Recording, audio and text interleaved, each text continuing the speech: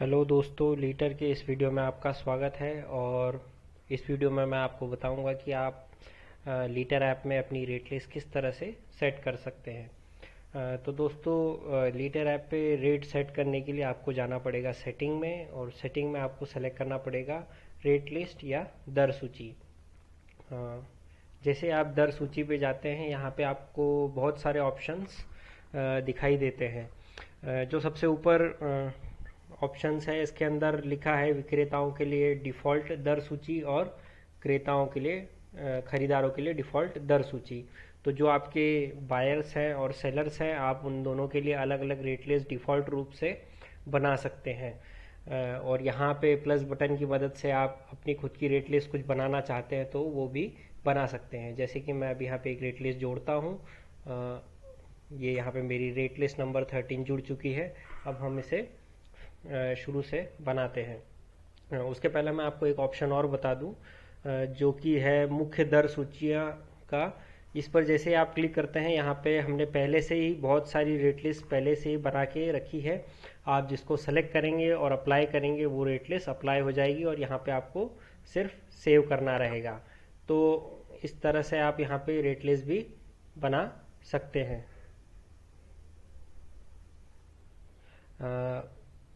मैं यहाँ पे एक और रेट लिस्ट जोड़ता हूँ, रेट लिस्ट 14। इसमें मैं आपको बता पाऊँगा। तो जो सबसे पहला ऑप्शन है वो है ग्राहक चुने। इसमें आप जिस कस्टमर को ये रेट लिस्ट असाइन करोगे उनको आप सेलेक्ट कर सकते हो। जैसे मैंने ये कस्टमर सेलेक्ट करा जिसका कोड नंबर 10 है। अब इस कस्टमर को हमेशा रेट लिस्ट नंबर 14 अप्लाई होगी। दूसरा जो ऑप्शन है रेट चार्ट किस प्रकार सेट करें, वो है इसकी मदद से आप गाय और भैंस के दूध के लिए अलग अलग रेट लिस्ट बना सकते हैं। तो पहला ऑप्शन सामान्य है और दूसरा जो ऑप्शन है वो है मवेशी अनुसार। तो मवेशी अनुसार जब आप सेलेक्ट करते हैं तो आप गाय के लिए अलग और भैंस के दूध के लिए अलग रेट लिस्ट बना सकते हैं। तो मैं यहाँ पे सामान्य कर देता हूँ। जब आप मवेशी अनुसार का चयन करते हैं तो उसमें आप जो गाय का जो फैट है, मान लीजिए गाय की फैट 5 आई गाय के दूध की, और भैंस के दूध की 5 फैट आई, तो दोनों में रेट अलग अलग रहेगा। जबकि सामान्य रेट लिस्ट में जो रेट बनेगा वो फैट के अनुसार बनेगा, स्लॉट के हिसाब से। और जो रेट लिस्ट सामान्य में हम सेट करते हैं वैसी की वैसी ही रेट लिस्ट हम दो बना सकते हैं अगर हम मवेशी अनुसार वाले ऑप्शन का चयन करते हैं। तो यहाँ पे हम अभी सामान्य वाले ऑप्शन का चयन कर रहे हैं। उसके बाद एक और ऑप्शन पूछा जाता है आपसे कि आपको ये दर प्रकार किस हिसाब से बनानी है, दर सूची किस प्रकार से। तो इसमें आप दो ऑप्शन है, पहला है फॉर्मूला द्वारा और दूसरा है कि दूध के टाइप के अनुसार। तो आप इसमें से जो आपके लिए उपयुक्त है वो बना सकते हैं। अगर आप कलेक्शन करते हैं तो आपको हो सकता है फॉर्मूला वाला ही ऑप्शन सेलेक्ट करना पड़ेगा। पर अगर आप दूध बेचते हैं, मार्केट में सप्लाई करते हैं, तो हो सकता है कि आप फिक्स रेट पे देते हो, तो उसके लिए आप इस वाले ऑप्शन का चयन कर सकते हैं। जैसे कि मान लीजिए अगर मुझे 45 रुपये लीटर फिक्स दूध देना है या खरीदना है, तो मैं यहाँ पे ये ऑप्शन सेलेक्ट करूँगा और रेट सेट कर दूँगा। तो उससे ये फ़ायदा होगा कि जब मैं दूध कलेक्शन पे जाता हूँ और जो अपना सेलर है उसको सेलेक्ट करता हूँ, तो यहाँ पे मैं 1 लीटर डालता हूँ, तो जो मैंने वहाँ पे रेट सेट करा था उस रेट लिस्ट में, वो रेट यहाँ पे आ जाता है। तो इस तरह से ये ऑप्शन काम देता है। यहाँ पे मैंने 45 डाला, 40 डाला, और क्योंकि हम रेट लिस्ट 14 को एडिट कर रहे थे और वो कस्टमर को अप्लाई थी, तो ये रेट वहाँ पे आ गया था। इसी प्रकार मैं यहाँ पे दूसरे टाइप का दूध है, अगर मेरे पास मान लीजिए एक दूध मेरे पास थोड़ा लो क्वालिटी का है, 3.5 फैट का है, और दूसरा दूध मेरे पास 5 फैट तक का है, तो मैं अगर उसे 50 रुपये लीटर देना चाहता हूँ, तो मैं इस तरह से ये दो टाइप बना दूंगा। और जब भी मैं कस्टमर की एंट्री करूँगा तो वहाँ पे मुझे टाइप सेलेक्ट करना पड़ेगा। जैसे कि यहाँ पे मैं उदाहरण के लिए मान लीजिए 1 लीटर दूध है, अगर मैं यहाँ पे टाइप 1 लिखता हूँ तो ये आता है, और टाइप 2 लिखता हूँ तो 50। तो इस तरह से मैं अपने दूध को विभिन्न श्रेणियों में बांट के मैं उनका अलग अलग रेट असाइन कर सकता हूँ। इसके बाद हम चलते हैं फॉर्मूले पे, फार्मूला द्वारा रेट लिस्ट। और यहाँ पे मैं डिफ़ॉल्ट में फिर से मैं आपको रेट लिस्ट 14 में बताता हूँ।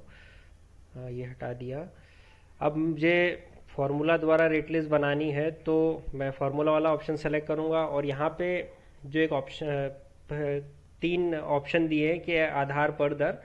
तो अगर आप चाहते हैं कि सिर्फ आप फैट की एंट्री करें और रेट कैलकुलेट हो जाए तो पहला ऑप्शन, अगर आप चाहते हैं कि आप फैट और सीएलआर की एंट्री करें तो रेट कैलकुलेट हो जाए तो दूसरा ऑप्शन, और अगर आप चाहते हैं कि फैट और एसएनएफ की एंट्री करें और रेट कैलकुलेट हो तो तीसरा ऑप्शन। तो मैं यहाँ पे फैट सीएलआर वाली रेट लिस्ट सेलेक्ट करता हूँ, या चलिए मैं आपको फैट एसएनएफ के हिसाब से बता देता हूँ। अब मुझे क्या करना है, मुझे स्लॉट बनाने हैं। अब स्लॉट का मतलब ये है कि जैसे 2.5 फैट से दूध 5 फैट तक का एक स्लॉट हो गया, मतलब कि वो गाय का स्लॉट हो गया, और 5 फैट से ऊपर 10 तक 15 तक वो एक दूसरा स्लॉट हो गया, वो बफेलो का हो गया। तो इस तरह से मैं 2 स्लॉट बनाऊंगा। तो 2 स्लॉट बनाने के लिए मैं ये इस ऑप्शन पे क्लिक करता हूँ। जैसे मैंने इस ऑप्शन पे क्लिक करा, एक नया पेज खुला। यहाँ पे मुझसे पूछा गया कि मुझे कौन सा फार्मूला सेलेक्ट करना है। तो अभी हम फार्मूला छोड़ के कस्टम दर पे आते हैं। अब मैं चाहता हूँ कि मैं 2.5 फैट से अपनी रेट लिस्ट बनाऊँ, और मैं 5 फैट तक इस रेट लिस्ट को बनाऊँ। और मैं चाहता हूँ कि ये जो रेट लिस्ट है ये 20 रुपये लीटर से चालू हो। कब? जब 2.5 फैट का रेट हो और 9 एसएनएफ हो, तो वहाँ पे मुझे 20 रुपये लीटर का भाव मिले। तो उसके लिए मुझे यहाँ पे 2.5 फैट पे मूल दर जो है वो 20 लिखना होगा। अब मैं चाहता हूँ कि हर फैट पे मेरे 50 पैसे बढ़े, तो मैं यहाँ पे इस ऑप्शन पे यहाँ पे 50 लिखता हूँ। जैसे ही मैं यहाँ पे 50 लिखता हूँ तो उससे ये होगा कि जैसे जैसे मेरे फैट बढ़ते जाएंगे पर फैट पॉइंट, तो मैं यहाँ पे मुझे हर पॉइंट पे 50-50 पैसे का रेट बढ़ता हुआ मिलेगा। उसके बाद एक और ऑप्शन है, अगर आप चाहते हैं कि इस रेट के अलावा आप और थोड़ा सा रेट बढ़ा के दे बोनस, तो आप यहाँ पे बोनस भी बोनस के रूप में 10 पैसे या 25 पैसे या 50 पैसे जो आप लिखना चाहें वो लिख सकते हैं। तो मैं अभी के लिए बोनस को बंद कर रहा हूँ। उसके बाद एक ऑप्शन है बढ़त और कटौती। अब मान लीजिए मैं चाहता हूँ कि 2.5 फैट का जो रेट है वो 20 रुपये आए, पर कब आए? जब मेरी एसएनएफ 9 हो। तो मैं यहाँ पे मानक एसएनएफ जो है वो 9 को रख रहा हूँ। तो जैसे मैं मानक एसएनएफ 9 को रखता हूँ, इसका मतलब ये है कि मेरे जो भी कटौती जो भी होगी, कटौती या बढ़त, अगर मैं अपना रेट एसएनएफ के ऊपर बढ़ाना घटाना चाहता हूँ तो वो 9 को मानक होके कैलकुलेट होगा। तो अब यहाँ पे मैंने एसएनएफ को मानक जो है वो 9 पे सेट कर दिया। अब मैं चाहता हूँ कि कटौती जो है वो भी मेरी एसएनएफ के ऊपर ही हो। कुछ जगह रेट लिस्ट ऐसे होती है कि रेट लिस्ट एसएनएफ से चल रही है और डिडक्शन जो है, कटौती बढ़त जो है वो सीएलआर के हिसाब से है। तो वैसा एडजस्ट करने के लिए आप इन दोनों ऑप्शन में से कोई एक ऑप्शन सेलेक्ट कर सकते हैं। और कुछ जगह ऐसा होता है कि जो अपने स्लॉट बनाए हमने, जैसे अभी हम यहाँ पे एक स्लॉट बनाएंगे तो ये जो कटौती प्रकार है वो आपको समझ में आ जाएगा। अब मैं चाहता हूँ कि 9 एसएनएफ से जैसे ही मेरा नीचे हो, मेरे इसमें 10-10 पैसे कम होने चाहिए। मैं एक और स्लॉट जोड़ लेता हूँ। अब इसमें यहाँ पे जैसे ही मैं 8.5 एसएनएफ से नीचे जाऊँ, मेरे 50 पैसे कम होने चाहिए। ठीक है। अब इसमें भी 4 ऑप्शन आते हैं, एक मूल दर, एक गणित दर, एक चक्रवृद्धि और एक फिक्स।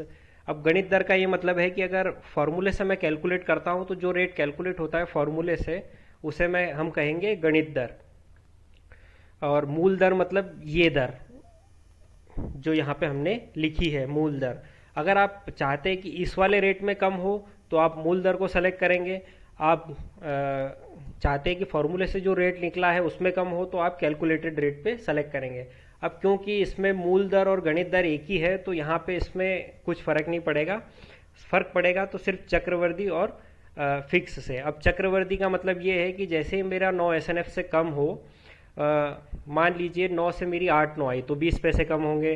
8-9 से फिर मेरी 8-8 आई तो अब 20 पैसे पहले के और 20 पैसे बाद के, तो कुल मिला के 40 पैसे कम होंगे 8-8 एसएनएफ पे। तो ये मतलब चक्रवृद्धि है। और ऐसा ना करना है आपको तो आप फिक्स को सेलेक्ट करिए। तो मतलब सिर्फ एक ही बार 20 पैसे कम होंगे, उसके बाद पैसे कम नहीं होंगे। तो ये वाला जो रेट है वो आप कैलकुलेटेड रेट पे करते हो। फॉर्मूले जब आप फार्मूला सेलेक्ट करते हो कोई भी टीएस या फैट इक्विवेलेंट, तब ज़्यादा काम आता है। अदरवाइज जब आप अपनी खुद की रेट लिस्ट बनाते हो तो चक्रवर्ती वाले ऑप्शन पे रखिए। चक्रवर्ती को इंग्लिश में कंपाउंडेड भी लिखा है, तो इसे आप कंपाउंडेड भी समझ सकते हैं। ठीक है, तो ये हो गया कि अब 9 एसएनएफ से मैं कम कर रहा हूँ, तो मेरे पहले 10 पैसे कम होंगे। कहाँ तक कम होंगे? 8.5 तक। जैसे ही 8.5 से नीचे मेरी एसएनएफ गई, मुझे 50 पैसे काटने हैं। और जैसे ही मान लीजिए मेरी एसएनएफ 9 से बढ़ी, तो मुझे क्या करना है? 10 पैसे बढ़ाने हैं। अब एक और ऑप्शन है, ये कटौती प्रकार, ये गणना द्वारा या स्लॉट द्वारा। अब स्लॉट द्वारा का मतलब ये है कि पहले ये वाला स्लॉट चलेगा, फिर उसके बाद उसमें से जो रेट निकलेगा वो सेकेंड स्लॉट में आएगा। तो ये वाला ऑप्शन जब हम अपनी खुद की रेट लिस्ट बनाते हैं तब हम करते हैं। और गणना द्वारा मतलब कि उस जो भी आप रन टाइम पे एसएनएफ डालते हो, उस हिसाब से जो भी इसमें स्लॉट आता है सिर्फ वही स्लॉट इसमें चलेगा। तो ये वाला ऑप्शन आप तब सेलेक्ट करेंगे। अभी उदाहरण के लिए जैसे ये हमने सेट कर दिया है। अब मेरा 2.5 फैट से 5 फैट तक की मैंने एक स्लॉट बनाया, उसमें मैंने 20 रुपये रखा पर प्रति फैट मैंने 50 पैसे रखे। और जैसे ही मेरी एसएनएफ 9 से कम आई, उसमें मुझे 10 पैसे और 8.5 से कम आई एसएनएफ, तो 50 पैसे का डिडक्शन करना है। अब यही सेटिंग अपन यहाँ पे आके सेव करते हैं तो हमारी रेट लिस्ट बनेगी। अब देखिए, हमने 2.5 फैट और 9 एसएनएफ पे 20 रुपये का रेट रखा था, ये यहाँ पे 20 रुपये का रेट आया। उसके बाद हमने हर एसएनएफ पे 10 पैसे कम करे हैं। और जैसे ही मेरे 8.5 हुई एसएनएफ, मेरे 50 पैसे कम होने लग गए हैं। तो इस तरह से मैं अपनी खुद की रेट लिस्ट बना सकता हूँ। अब मैं चाहता हूँ कि मैं एक और स्लॉट बनाऊँ जो 5 फैट के ऊपर रहे, तो मैं फिर से वही स्लॉट जोड़े पे आऊँगा और अब यहाँ पे 5 एक से लेके मैं मान लीजिए 10 फैट तक बनाता हूँ। अब यहाँ पे मुझे फिक्स कस्टम सेलेक्ट करना है। अब मुझे यहाँ पे प्रति फैट जो है, अब मैं चाहता हूँ कि 1 रुपया बढ़े हर फैट पे, तो मैं यहाँ पे 100 पैसे लिखूंगा। हम जो भी लिखेंगे वो पैसों में लिखेंगे, और जो भी यहाँ पे मूल दर में डालेंगे वो किलो में डालेंगे। अब मान लीजिए यहाँ पे मैंने रेट रखा 5 एक फैट पे, मैं रेट रखना चाहता हूँ 40 रुपये, या इसको मान लीजिए 35 रुपये।